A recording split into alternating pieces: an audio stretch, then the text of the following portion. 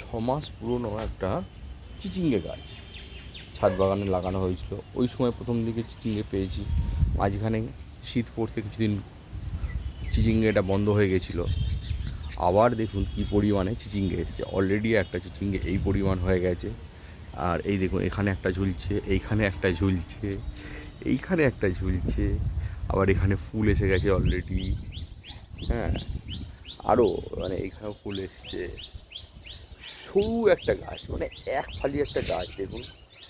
এই ছোট্ট একটা সোলার এতে করা, দিয়ে এরকমভাবে করা হয়েছে। তাতে কি পরিমাণ দেখুন, অলরেডি আপনার এতগুলো এসে গেছে চিচিঙ্গে। ছাদ বাগানে এই চিচিঙ্গে গাছটা কিন্তু এই গরম পড়বে এইবার করা যেতে পারে, খুব ভালো আপনার ফল হয় এই সময়। চিচিঙ্গে খুব ভালো ধরবে এইবার। আস্তে আস্তে গরম পড়লেই চিচিঙ্গেটা লাগানো যাবে। এই একটা হয়ে আছে দেখুন, সব ছোটো ছোটো সব বাড়বে আস্তে আস্তে।